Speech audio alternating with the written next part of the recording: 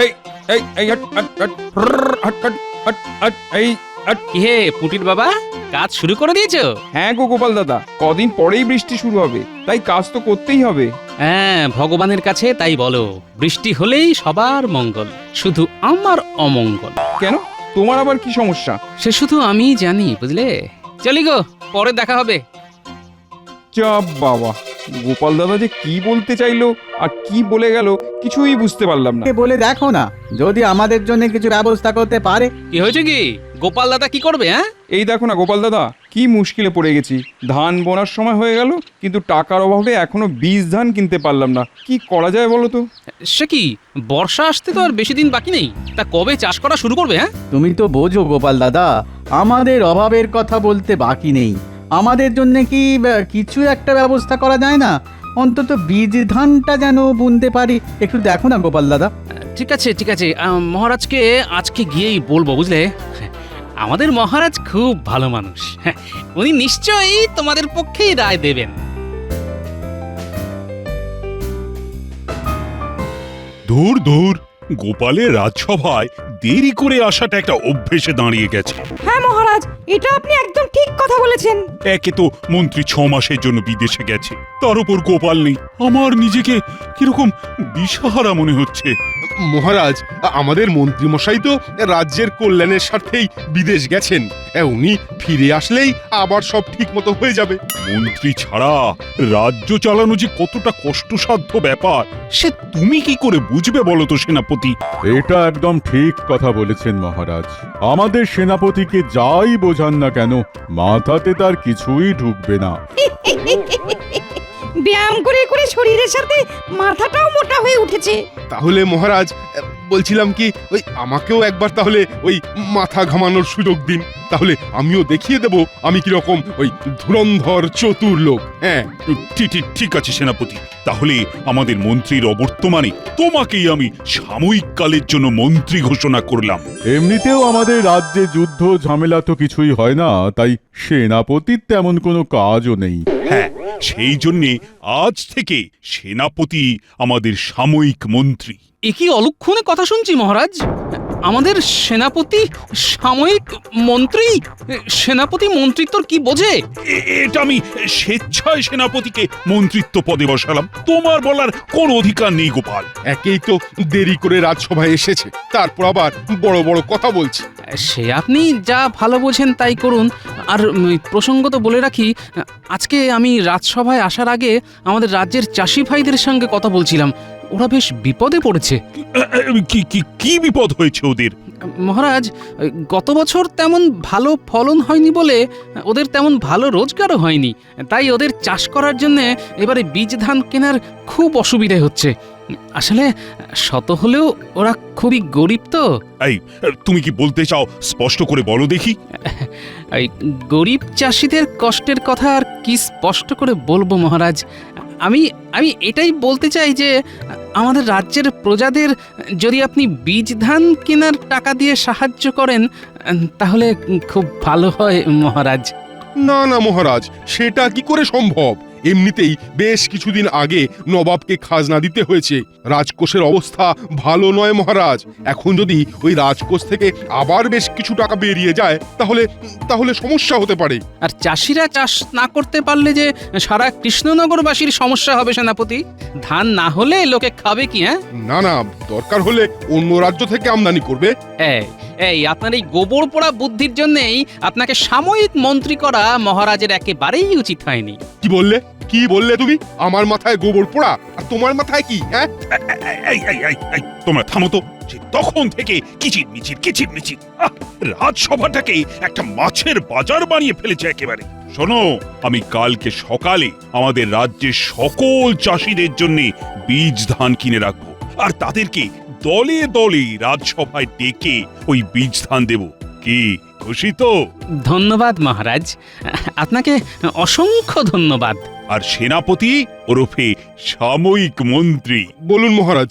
তুমি ঘোষককে দিয়ে রাজ্যে ওই বীজ ধান দেওয়ার কথাটা ঘোষণা করে দাও। যথাজ্ঞা মহারাজ।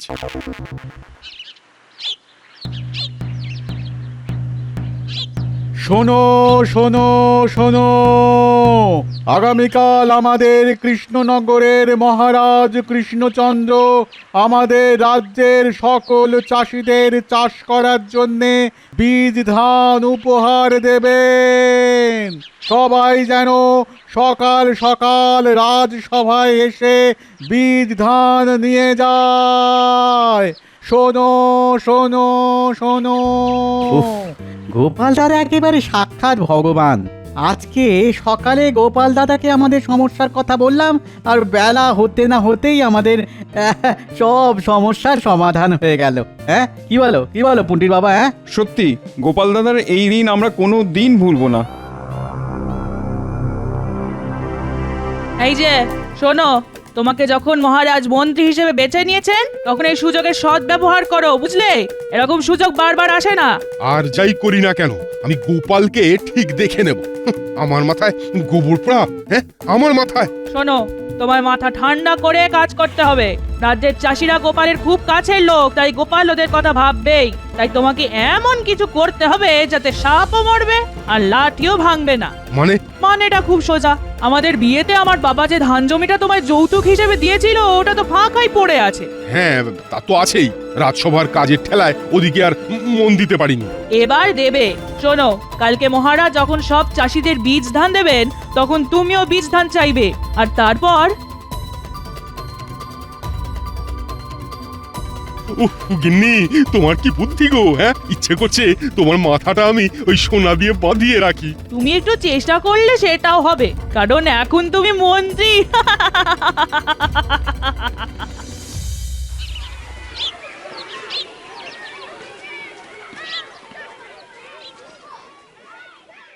মহারাজ, আমাদের রাজ্যের সমস্ত চাষি ভাইয়েরা রাজবাড়ির দরজার সামনে অপেক্ষা করছে। ঠিক আছে ঠিক আছে, তাদের সবাইকে তাহলে পাঠিয়ে দাও। মহারাজ, আমার একটা আর্জি ছিল। তোমার আবার কি আর্জি? আমি বলছিলাম কি মহারাজ, আমার নিজের ওই বিঘা পাঁচেক চাষযোগ্য জমি আছে। আমার বিয়ের সময় ওই শ্বশুর মশাই আমাকে যৌতুক দিয়েছিলেন। তাই আপনি যদি আমাকেও বীজ ধান দেন তাহলে তাহলে খুব ভালো হয় মহারাজ। তো ভালো তো, তুমিও চাষ করবে। তা এতে এত কুণ্ঠিত বোধ হবার কি আছে শুনি? না, আসলে মানে সেনাপতি ঢাল তলোয়ার ছেড়ে এবার হাতে লাঙল ধরে মাঠে চাষ করবে। মুখ সামলে কথা বলো গোপাল, আমি কিন্তু এখন এই রাজ্যের মন্ত্রী, বুঝলে? ওটা তো সাময়িক কালের জন্য সেনাপতি। ওহ, তোমরা থামবে। প্রণাম মহারাজ। ঠিক আছে ঠিক আছে, আমি গোপালের কাছে তোমাদের কষ্টের কথা শুনলাম, আর তাই তোমাদের জন্য বীজ ধান কিনে রেখেছি। তোমরা একে একে একটা করে বীজ ধানের থলে তুলে নাও।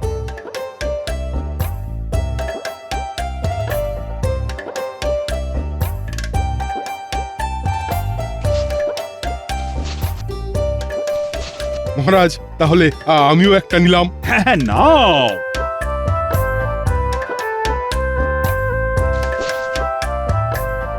দেখো, তোমাদের সবার দুঃখ লাঘব করার জন্য মহারাজ ভেবেছেন, তেমনি তোমাদেরও তো উচিত মহারাজের কথাটা একটু ভাবা। হ্যাঁ, বলুন সেনাপতি মশাই, আমরা মহারাজের জন্য কি করতে পারি? তোমরা এই বীজ ধান দিয়ে চাষ করবে, তারপর যা ধান উৎপাদন হবে সেটা বিক্রি করে তার 30% মুনাফা মহারাজকে দেবে। তাহলে তোমরাও খুশি আর মহারাজের রাজকোষও খুশি। এত তো আমাদের মুনাফাই হয় না মহারাজ। যে টাকা মুনাফা হয় তার মধ্যে সব টাকাই সংসার খরচ হয়ে যায়, আর বাকি কিছু টাকা রেখে দিই পরের বছরের বীজ ধান, সার আর চাষের সরঞ্জাম কেনার জন্যে। হ্যাঁ, সত্যি তো। তোমরা তোমরা এক কাজ করো, তোমাদের যা মুনাফা হবে তার থেকে যদি খেয়ে পরে যদি কিছু বেঁচে থাকে তাহলে তার থেকে কিছু মন হলে দিও। আচ্ছা মহারাজ। আচ্ছা ঠিক আছে, তোমরা সবাই এখন এসো, মন দিয়ে চাষাবাদ করো, কেমন? এই এই এই hot hot hot hot hot hot hot এই হট। কি হে পুটির বাবা, কাজ শুরু করে দিয়েছো? হ্যাঁ গো গোপাল দাদা, কদিন পরেই বৃষ্টি শুরু হবে, তাই কাজ তো করতেই হবে। হ্যাঁ, ভগবানের কাছে তাই বলো, বৃষ্টি হলেই সবার মঙ্গল, শুধু আমার অমঙ্গল। কেন, তোমার আবার কি সমস্যা? সে শুধু আমিই জানি, বুঝলে। চলি গো, পরে দেখা হবে। যা বাবা, গোপাল দাদা যে কি বলতে চাইলো আর কি বলে গেল কিছুই বুঝতে পারলাম না। বাহ বাহ বাহ বাহ বাহ, কি সুন্দর ধান হয়েছে। হ্যাঁ, এই ধান বেচে অনেক টাকা রোজগার হবে। সেই জন্য এমন একটা পরিকল্পনা করতে হবে যাতে শুধু আমার রোজগার হয় আর বাকি চাষিরা হুতাশ করে। হ্যাঁ, কিরে বটা, বাড়ি আছিস নাকি? আরে এই বটা, আরে ওই হতভাগা, কোনো সারা শব্দ নেই কেন? এ কি সেনাপতি মশাই, আপনি? এই বিশ্বাস করুন, আমি চুরি চামারি কিচ্ছু করিনি। যেদিন থেকে মন্ত্রী মশাই বিদেশ চলে গেছেন সেদিন থেকে আমি ভালো হয়ে গেছি, সত্যি। ওরে হতভাগা, অত ভয় পাওয়ার কিছু নেই। আমি তোকে মারধরও করব না আর ধরেও নিয়ে যাব না। তাহলে কি করতে হবে সেনাপতি মশাই? শোন, এটা নিশ্চয়ই হয়তো শুনে থাকবি যে আমাদের রাজ্যের মন্ত্রী মশাই বেশ কিছুদিনের জন্য বিদেশ সফরে গেছেন, আর তার বদলে আমি এখন সাময়িক মন্ত্রী হয়েছি। হ্যাঁ, তা একটা কানাঘুষো খবর শুনছিলাম বটে। কানা ঘুষো না, এটাই সত্যি। আর এখন তুই আমার হয়ে কাজ করবি, বুঝলি? আর ঘটা? ওই বেটা শুধু নামেই ঘটা, কিন্তু ঘটে একটুও বুদ্ধি নেই। আর আমি ওই দল ভারী করতে চাই না, বুঝলি? তাই শুধু আমি তোকেই বেছে নিয়েছি। আচ্ছা, বলুন কি করতে হবে? এই নে, এটা ধর। এই থলে দুটোর মধ্যে কি আছে? কি আছে না আছে সেই নিয়ে বেশি মাথা ঘামাস না বাপ। তোকে কি করতে হবে সেইটা শোন। বলুন কি করতে হবে? শোন, আজ রাতে তুই এই থলের মধ্যে যে গুঁড়োটা আছে ওই আমাদের রাজ্যের সমস্ত চাষিদের জমিতে সেই গুঁড়োটা ছড়িয়ে দিবি। কিন্তু হ্যাঁ, ওই ভুল করেও আবার আমার চাষ করা জমিতে ছড়াবি না, বুঝলি? না না, তা কেন? আপনি যেখানে বলবেন সেখানেই ছড়াবো। আর শোন, আজকে গভীর রাতে তাহলে এই গুঁড়ো ছড়িয়ে দে। আর এই নে, এটাও ছড়াতে হবে? তোর ইচ্ছে হলে ছড়াবি। শোন, এতে বেশ কিছু টাকা আছে আর এটা তোর বকশিস। ও এটা ছড়াবো না, গুছিয়ে রাখবো। কি চুপচাপ কাজটা হবে তো? একদম সেনাপতি মশাই, এমন কাজ করব কাকপক্ষীতেও জানতে পারবে না। কাকপক্ষী জানবেও বা কি করে? তখন তো কাকেরাও ঘুমোবে।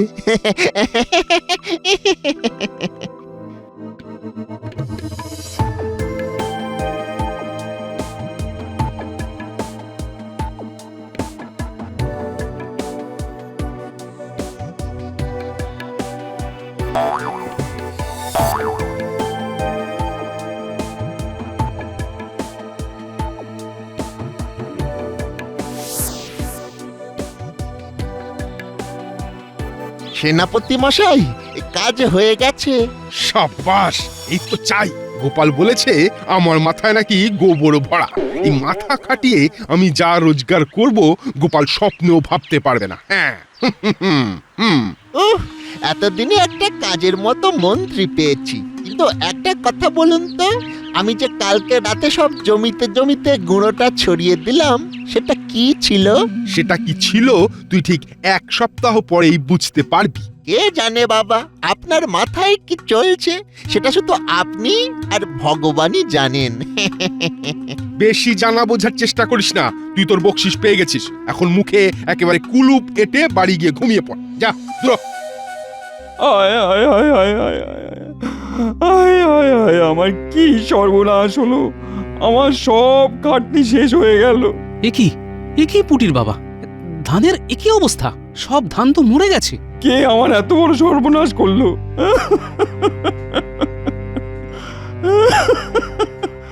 আয় আয় আয় আয় আয় আয়। শান্ত হও পুটির বাবা, শান্ত হও। আমারও সব ধান নষ্ট হয়ে গেছে গোপাল দাদা, সব ধান নষ্ট হয়ে গেছে।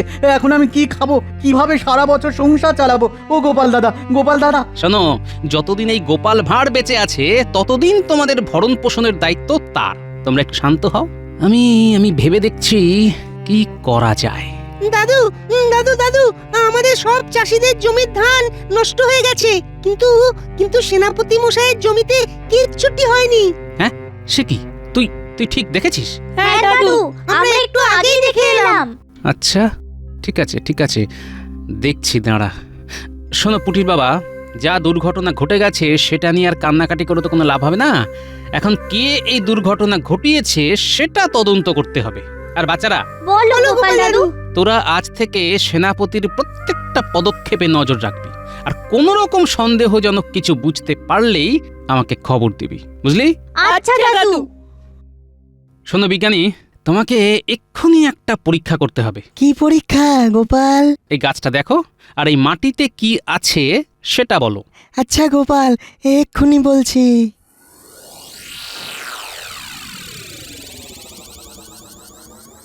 এ তো গোপাল রাসায়নিক বিষক্রিয়া। হ্যাঁ, এই মাটিতে একটা বিষাক্ত রাসায়নিক লবণ মেশানো হয়েছে, তার ফলে জীবন্ত গাছ সব মরে গেছে। শোনো বিজ্ঞানী, তুমি এর থেকেও একটা বিষাক্ত রাসায়নিক বানাও, যেটা ছড়ানোর ফলে জীবন্ত নয়, মৃত গাছও পচে যাবে। আচ্ছা আচ্ছা গোপাল, আমি আজই বানিয়ে রাতের মধ্যে তোমাকে দিয়ে দেব। এবার আমিও দেখব কত ধানে কত চাল। হাহ, রাজ্যের সাধারণ চাষিদের সর্বনাশ করে ভেবেছেন নিজে বড় লোক হবে না? হ্যাঁ, সেগুড়ে বালি।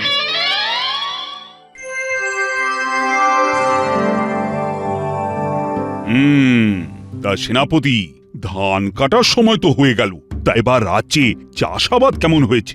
মহারাজ, চাষিদের ব্যাপার ঠিক বলতে পারবো না, কিন্তু কিন্তু হ্যাঁ, আমার জমিতে দারুণ ফলন হয়েছে। একেবারে সোনালী লম্বা দানার ধান। হাহা। কেন কেন কেন? তুমি তো এখনো এই রাজ্যের সাময়িক মন্ত্রী, তাই তোমার উচিত সবার সুখ দুঃখের খোঁজ খবর রাখা।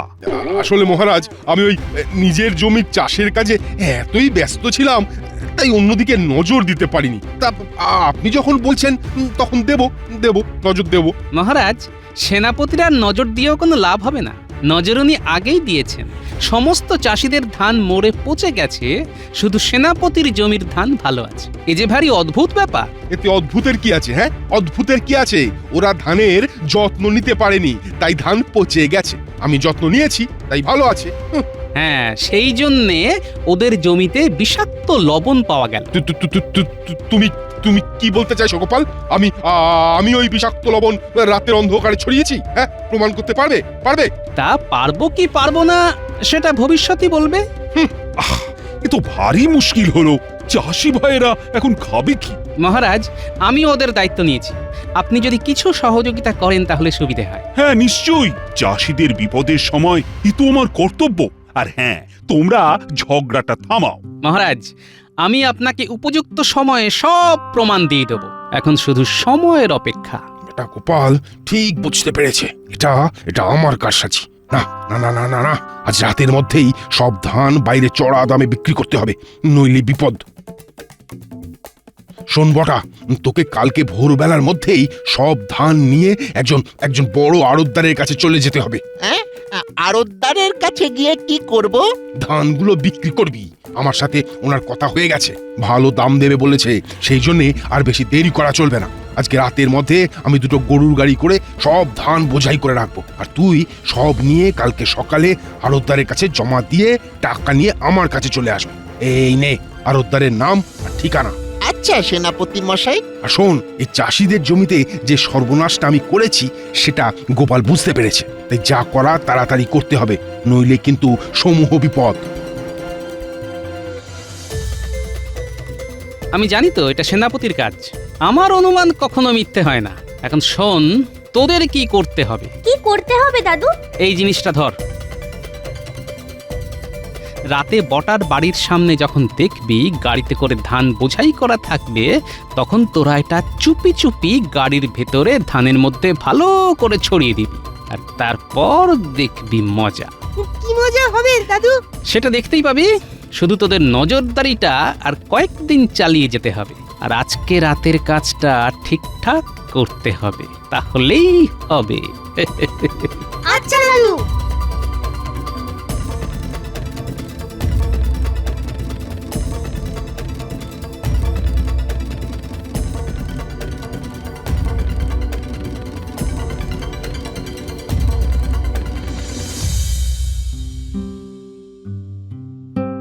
কি গোপাল, দুদিন তো হয়ে গেল, তা এখনো তো বোঝা গেল না কে বা কারা এই চাষি ভাইয়েদের সর্বনাশ করেছে। উপযুক্ত সময় হলে সব ধরা পড়বে মহারাজ।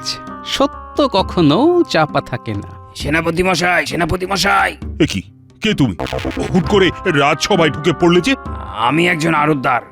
সেনাপতি আমাকে ধান বিক্রি করেছিল, কিন্তু ধানগুলো সব পচে গেছে। সেনাপতি আমার সঙ্গে বেইমানি করেছে। সে কি এ কি করে সম্ভব? আমি তো আমার নিজের জমিতে রাসায়নিক মেশাইনি। আমি তো হ্যাঁ কি কি কি কি বললেন সেনাপতি মশাই? কিছু না বাবা, আমি কিছু করিনি। দেখলেন মহারাজ, সেনাপতি মুখ ফসকে আসল কথা বলে ফেলেছে। এ কি সেনাপতি? তার মানে তুমি? আগে মানে হ্যাঁ মানে না মানে মহারাজ কি হয়েছে? আমার টাকা আমায় ফেরত দিন, নইলে আমি কিন্তু আমার গ্রামের লোকজনকে ডেকে এনে তুমুল অশান্তি করব। ভুল হয়ে গেছে মহারাজ, আপনি আমায় ক্ষমা করে দিন মহারাজ। এত চাষির সর্বনাশ করেছো? না না না না না, আমি তোমাকে কখনোই ক্ষমা করব না। আজ থেকে তোমার বেতন বন্ধ, আর তোমার ওই জমি বাড়ি সব আজ থেকে চাষিদের দিয়ে দেওয়া হবে। ও মহারাজ, আমি তাহলে না খেতে পেয়ে মরে যাব। বিশ্বাস করুন, আমি ভুল করে ফেলেছি। কিন্তু সেনাপতি তো নিজের জমিতে রাসায়নিক মেশায়নি, তাহলে? একেই বলে পাকা ধানে মই। সেনাপতি চাষিদের কাঁচা ধানে মই দিয়েছিল, আর আমি মই দিয়েছি পাকা ধানে। আর এই কাজে সাহায্য করেছে বিজ্ঞানী। হ্যাঁ হ্যাঁ হ্যাঁ নয় হ্যাঁ।